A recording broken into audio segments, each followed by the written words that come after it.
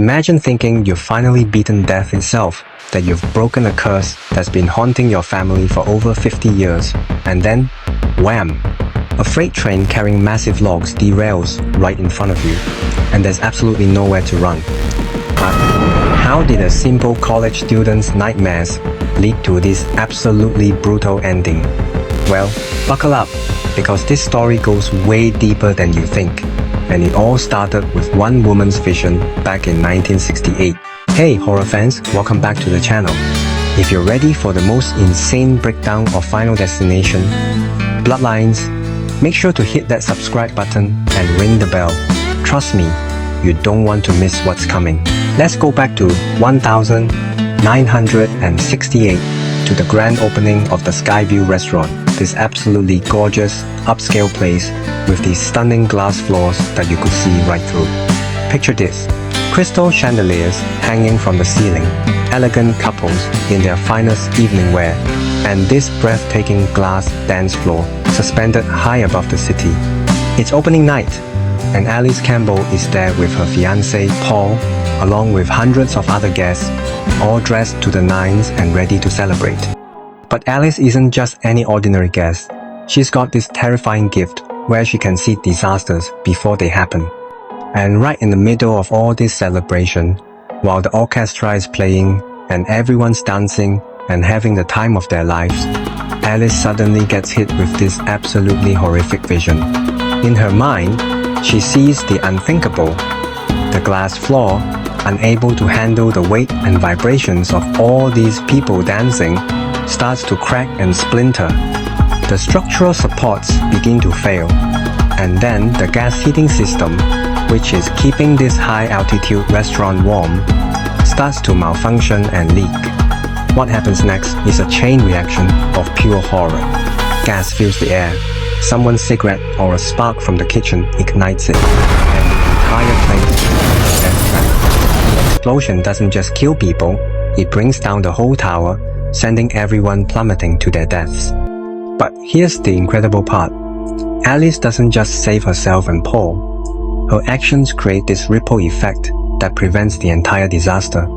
By stopping those small, seemingly insignificant events that would have triggered the catastrophe, she ensures that the tower never collapses. The gas heaters don't malfunction, the glass floor holds, and hundreds of people go home that night completely unaware that they were just minutes away from a horrific death. But here's the thing about messing with death's plans. Alice just saved hundreds of lives, but in doing so, she's made a very powerful enemy. Fast forward 56 years to the present day, and we meet Stephanie, a college student who's been having the most disturbing nightmares you can imagine. But these aren't your typical stress dreams about failing exams. She's been seeing that exact same Skyview restaurant disaster over and over again, night after night. The weird thing is, Stephanie wasn't even born when this happened. She has no connection to this restaurant, no reason to be dreaming about it, but somehow her brain is stuck on repeat, showing her this horrific event from decades ago. Her roommate Vera is getting worried and basically tells her, "Girl, you need to go home and figure out what the hell is going on." So Stephanie packs up and heads back to her family home, where her dad, Marty, and her younger brother Charlie are waiting for her. But the real answers she's looking for are going to come from the most unexpected place, her extended family, and specifically some long-buried secrets about her grandmother Alice. Stephanie decides to visit her uncle Howard and his wife Brenda, along with their kids Eric, Julia, and Bobby. When she starts asking questions about her grandmother Alice, Howard gets really defensive and basically paints Alice as this overprotective, paranoid woman who drove their mother Darlene away from the family. But Brenda has been keeping a secret. She's got this letter that Alice sent to Howard, and she decides to slip it to Stephanie when Howard isn't looking. This letter contains an address, a location deep in the mountains where Alice has been hiding for years. Following the address, Stephanie drives up to this remote cabin in the middle of nowhere, and that's where she finally comes face to face with a woman who's been haunting her dreams, her grandmother Alice, who's been living like a hermit, completely cut off from the world. Alice is dying from some terminal illness, But before she goes, she needs to pass on this incredible burden she's been carrying for over 50 years. She tells Stephanie the truth about what really happened that night in 1968, and it's way more complicated than just preventing a disaster. See, when Alice saved all those people, she didn't just change their fate, she completely disrupted Death's master plan, and Death has been pissed off about it ever since. So he started this twisted game of revenge, systematically hunting down every single survivor from that night, plus all of their descendants. We're talking about a supernatural hit list that spans generations. Alice shows Stephanie this notebook she's been keeping.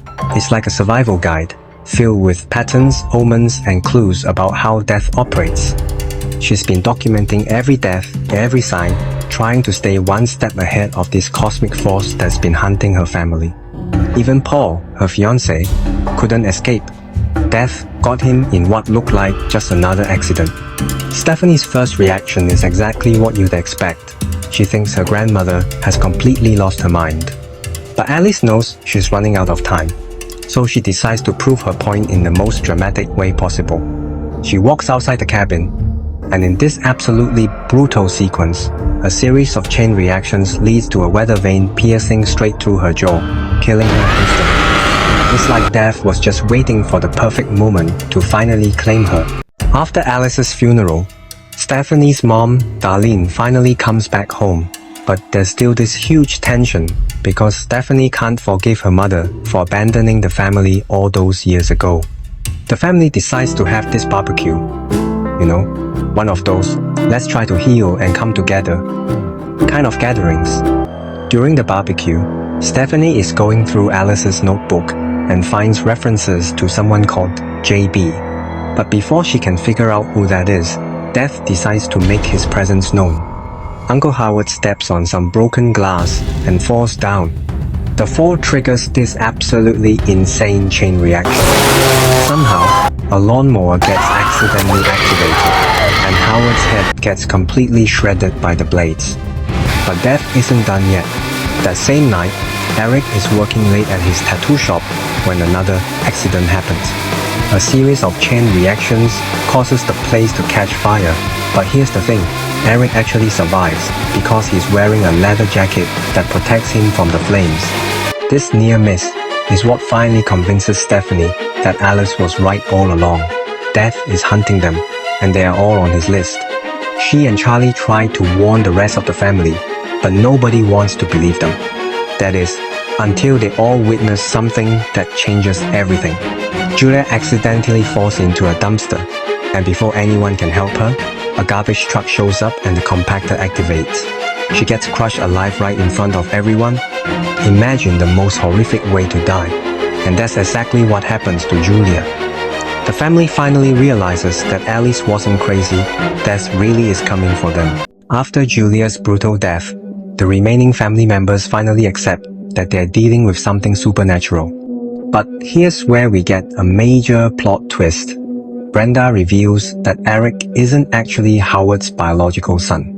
He's the result of an affair, which means he's not part of Alice's bloodline and therefore not on Death's hit list. Talk about a lucky break. Meanwhile, Marty and Brenda are also safe because they married into the family. They're not blood relatives of Alice. So, the people who are actually in danger are Stephanie, Charlie, and Bobby, the direct descendants of Alice Campbell.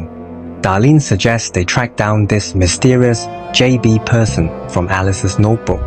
Turns out JB is William Bradworth, a former mortician who was also at the Skyview restaurant that night as a child. This guy has been living with the same curse for decades, and now he's dying from a terminal illness too. William drops some serious knowledge on them. He tells them there are only two ways to beat death. Either kill someone else to take your place in the death sequence, or die and come back to life. Basically, cheat death by experiencing actual clinical death and then being resurrected. But William warns them that trying to outsmart death is incredibly dangerous. If you fail, you don't just die, you make things worse for everyone else. He also reveals something crucial. According to Alice's original vision, He was supposed to be the last person to die in the restaurant collapse. This means he's at the end of the Bloodline death sequence, which could potentially break the cycle if handled correctly. Now we get to what might be the most insane death sequence in Final Destination history. Eric, desperate to save his cousin Bobby, comes up with this absolutely crazy plan. Since Bobby has a severe nut allergy, Eric convinces him to eat something with peanuts, hoping to trigger an allergic reaction that will bring him close to death so doctors can revive him with epinephrine, essentially giving him that death and resurrection experience William talked about. They're in the hospital. Bobby's having his allergic reaction. Everything seems to be going according to plan. But then, and this is where the movie goes completely off the rails, they end up near an MRI machine, and both Eric and Bobby have a ton of metal piercings and jewelry on them. The MRI machine somehow gets activated, and the magnetic field becomes this unstoppable force of destruction. First, it starts ripping Eric's piercings right out of his body. Facial piercings, ear gauges, everything just getting violently torn away from his flesh. But that's not even the worst part. A wheelchair gets pulled into the machine's magnetic field and pins Eric inside the MRI chamber. The machine literally crushes his abdomen, spine, and internal organs while he's still conscious. It's one of the most brutal, drawn-out death scenes you'll ever see in a horror movie. At the exact same time, the magnetic field causes a vending machine spring to shoot out like a projectile, and it goes straight through Bobby's head. So not only does Eric's plan fail spectacularly, but his attempt to save Bobby actually gets both of them killed in the most horrific way possible. The really twisted part? Eric's interference with Death's plan automatically puts him on the kill list, even though he wasn't originally part of Alice's bloodline. It's like Death is saying, "Oh, you want to play games? Fine, now you're part of this too." After witnessing this double tragedy at the hospital, Stephanie realizes that trying to fight Death might actually be making things worse. She and Charlie decide to go back to Alice's cabin with their mom, Darlene, hoping to find some kind of sanctuary or maybe more clues in Alice's research. They're driving in Darlene's RV through these winding mountain roads when disaster strikes again. The RV crashes straight into Alice's cabin, and Stephanie gets trapped because her seatbelt buckle is completely jammed. She can't get out, and there's this whole chain reaction happening outside that's about to turn the cabin into a death trap. The cabin explodes, and Stephanie ends up underwater, drowning. Darlene manages to save Charlie and tells him to go rescue his sister. But as he's helping them escape, a light pole falls and crushes Darlene to death. So now we've got another family member dead, and Stephanie is literally dying underwater. Charlie jumps in and manages to pull Stephanie out of the water. He performs CPR and actually brings her back to life. For a moment, it seems like they've done it. They've achieved that death and resurrection that William talked about. Stephanie was underwater, unconscious, and Charlie brought her back. So maybe, just maybe, they've broken Death's cycle. 1 week later, everything seems normal. Charlie's getting ready for prom, and Stephanie is feeling optimistic for the first time in months. They go to pick up Charlie's date Jenny, and her father, who happens to be a doctor, casually mentions something that destroys everything they thought they knew. The doctor tells them that when Stephanie was underwater, she never actually died. She was unconscious, sure, but her heart never stopped beating. She never reached that clinical death state that would have satisfied Death's requirements. In other words, they didn't break the cycle at all. They just delayed the inevitable. As this horrifying realization sinks in, they hear this rumbling sound in the distance. A freight train carrying massive logs has derailed nearby due to another series of chain reactions. These enormous logs start rolling and bouncing toward them like some kind of unstoppable avalanche. Stephanie and Charlie try to run, but there's nowhere to go. The logs come crashing down and literally crush both of them to death in the most brutal finale you could imagine. After everything they've been through, after all their attempts to outsmart Death, they end up getting killed in this absolutely devastating way.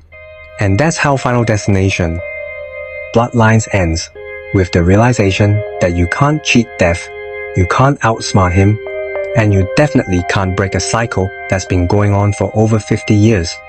It's an ending that's both shocking and somehow inevitable, which is exactly what makes this franchise so terrifyingly effective. So there you have it. Final Destination. Bloodlines in all its twisted, brutal glory. This movie takes everything you loved about the original franchise and cranks it up to 11. The death sequences are more creative, more brutal, and more psychologically devastating than anything we've seen before. The whole concept of a generational curse spanning over 50 years adds this incredible depth to the mythology, and the way they tie it back to that original disaster in 1968 is just brilliant storytelling. What did you think of this latest entry in the franchise? Let me know in the comments below, and don't forget to like and subscribe for more movie breakdowns like this one.